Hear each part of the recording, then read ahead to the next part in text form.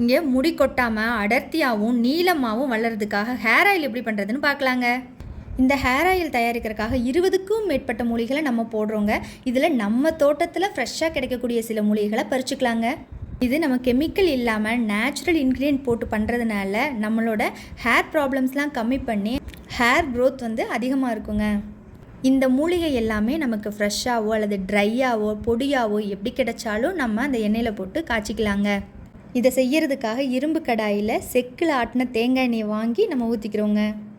இப்போ எண்ணெய் நல்லா காஞ்சதும் லெமன் கிராஸு, வல்லாரை, ஓம இலை, வெத்தலை, வேப்பலை, கருவேப்பிலை, செம்பருத்தி இலை, செம்பருத்திப்பூ, துளசி, குப்பை மேனி, சாமந்தி, ரோஸ் இதழ், வெட்டிவேறு, ரோஸ்மெரி, ஜடாமன்சி, ஓமம், மிளகு, வெந்தயம், கருஞ்சீரகம் இதெல்லாம் நம்ம வீட்லேயே கிடைக்குங்க. கரிசலாங்கண்ணி, நெல்லிக்காய், அதிமதுரம். அடுத்து 1 லிட்டருக்கு 1 ஸ்பூன் விளக்கெண்ணெய், 1 ஸ்பூன் நல்லெண்ணெய் ஊற்றிக்கலாங்க. இப்போ எண்ணெய் நல்லா காய்ச்சிட்டோங்க. நல்லா பச்சை கலராக இருக்குது, நல்ல ஸ்மெல் வேறு வருதுங்க. நமக்கு இப்போ எண்ணெய் நல்லா காஞ்சிருச்சுங்க. இப்போ நம்ம என்ன பண்ணோன்னா இந்த எண்ணெயை 3 நாள் நம்ம அப்படியே ஊற வச்சிடலாம். ஊற வச்சுட்டு நமக்கு காலையில் இதமான வெயில் இருந்தால் வெயிலில் வைக்கலாம். அப்படி இல்லை அப்படின்னா நம்ம சிம்மில் சூடு பண்ணிக்கலாங்க. 3 நாளைக்கு அப்புறம் நம்ம நல்ல ஒரு காட்டன் துணி எடுத்து நல்லா வடிச்சிருவோங்க.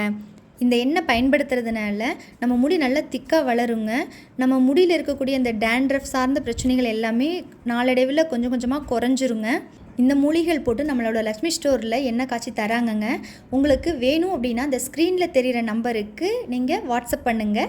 இந்த எண்ணெய் சார்ந்த ஏதாவது சந்தேகங்கள் உங்களுக்கு இருந்துச்சுனாலும் நீங்கள் கமெண்ட் பண்ணுங்கள்.